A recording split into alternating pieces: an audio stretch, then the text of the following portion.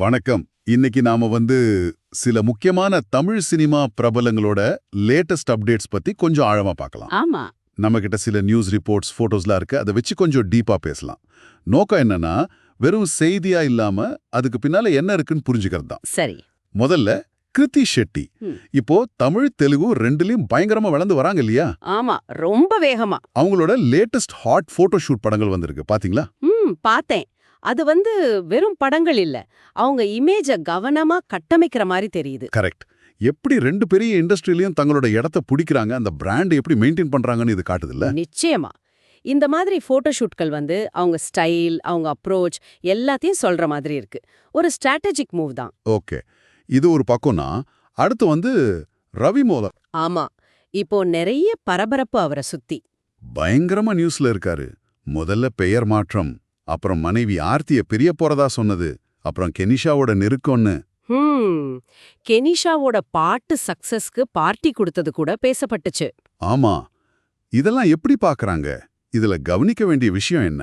இதுல முக்கியமா என்னன்னா, அவங்க விவாகரத்து கேஸ் போயிட்டு இருக்கு ரொம்ப தீவிரமா. ஓஹோ. அதுவும் இல்லாம அந்த கேஸ் பத்தி, அதாவது அவங்களுக்குள்ள இருக்கிற பிரச்சனைய பத்தி பப்ளிக்ல பேசக்கூடாதுன்னு கோர்ட் ஆர்டர் வேற இருக்கு. அப்படியா? ஆமா. இதுக்கு முன்னாடியே ஆர்த்தி தரப்புல இருந்து சில குற்றச்சாட்டுகள் வந்தது. ரவிமோகன் பிள்ளைகளை கூட விட்டுட்டு போயிட்டதா சொன்னாங்க. ஆனா இப்போ ஒரு லேட்டஸ்ட் அப்டேட்.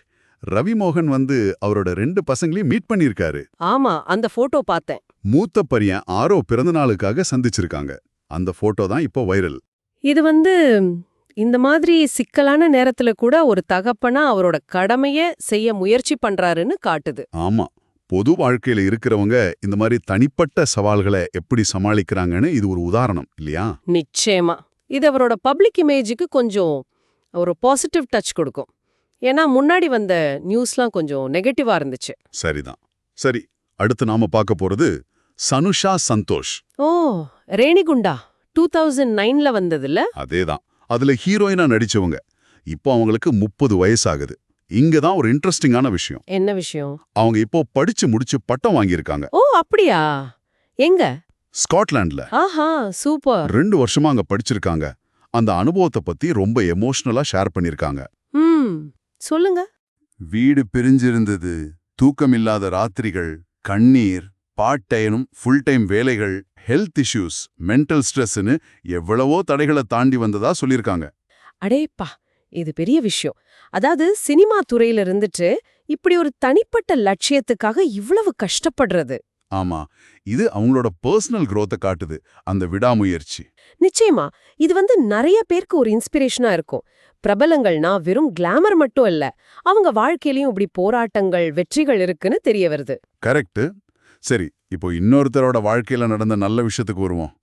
பசங்க படம் ஞாபகம் இருக்கா? ஆமா ஆமா, 2009 பாண்டிராஜ் படம். அதுல ஜீவா கேரக்டர்ல நடிச்ச ஸ்ரீராம். ஓ, ஸ்ரீராம். ஆமா, ஞாபகம் இருக்கு. அவருக்கு இப்போ கல்யாணம் ஆகியிருக்கு. அப்படியா? சூப்பர் செய்தி. அவங்க கல்யாண போட்டோஸ் இப்போ வைரல். நாம சின்ன வயசுல பார்த்த ஒருத்தர் இப்படி வாழ்க்கையில அடுத்த கட்டத்துக்கு போறத பாக்குறது சந்தோஷமா இருக்குல்ல? ஆமா, இதுவும் ஒரு நல்ல டிரான்சிஷன் தான், குறைந்த நட்சத்திரத்துல இருந்து. ஆமா ஆமா. சரி, டிரான்சிஷன் பத்தி பேசும்போது நம்ம அல்டிமேட் ஸ்டார் அஜித் குமார். தல எப்பவுமே தனி வழிதான். ஆமா, என் வழி தனி வழிங்கிற மாதிரி நிஜ வாழ்க்கையிலயும் ரொம்ப யூனிக். 1 வருஷம் படம் இல்லைனாலும் ஓகேன்னு தனக்கு பிடிச்ச விஷயங்கள், கார் ரேஸ் மாதிரி அதுல ரொம்ப கவனம் செலுத்துறாரு. ரசிகர்களுக்கும் ஒரு நல்ல எக்ஸாம்பிளா இருக்காரு. இப்போ இந்த வருஷம் விடாமுயற்சி, குட் பேட் அக்லி 2 படமும் வருது. ஆனா இப்போ ஒரு ஃபோக்கஸ் கார் ரேஸ்ல இருக்கு. ஆமா, ஆனா இப்போ அவரோட 65வது படம் AK-65 பத்தி ஒரு நியூஸ் வந்திருக்கே. ஆமா, அதுதான் இப்போ ஹாட் டாபிக். ஷரண் டைரக்ட் பண்ணலான்னு பேச்சடிபடுது. ஓ, ஷரண். அமர்கலம், ஆசைன்னு அஜித்க்கு பெரிய ஹிட் கொடுத்த டைரக்டர். அதே கூட்டணி. இவங்க மறுபடியும் சேர்ந்தா எப்படி இருக்கும்னு ஃபேன்ஸ் மத்தியில ஒரு பெரிய எதிர்பார்ப்பு கிளம்பிருச்சு. நிச்சயமா. இது எப்போதுமே ஒரு சுவாரஸ்யமான கேள்விதான். பழைய ஹிட் காம்பினேஷன்ஸ் திரும்ப சேரும்போது அந்த மேஜிக் ஒர்க் அவுட் ஆகுமா? அந்த எதிர்பார்ப்பே ஒரு பெரிய பிரஷர் இல்லையா? கரெக்ட். அந்த எதிர்பார்ப்பு ரொம்ப அதிகம். சரி, நாம இன்னைக்கு ரவி மோகனோட பர்சனல் லைஃப், சனுஷாவோட படிப்பு வெற்றி, ஸ்ரீராமோட கல்யாணம், அஜித்தோட அடுத்த படம்னு பல விஷயங்களை பார்த்தோம். இது எல்லாமே ஸ்கிரீனுக்கு பின்னால இருக்கிற மனிதர்களோட நிஜ வாழ்க்கை கதைகள், அவங்களோட ஏற்ற இறக்கங்கள்.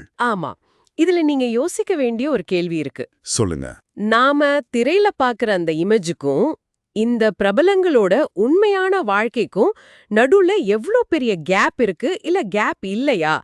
அவங்களோட பப்ளிக் இமேஜ் அவங்களோட தனிப்பட்ட போராட்டங்களையோ வெற்றிகளையோ எந்த அளவுக்கு மறைக்குது, இல்லனா சில சமயம் ஓவரா வெளிச்சம் போட்டு காட்டுதா? இத பத்தி கொஞ்சம் யோசிச்சு பாருங்க.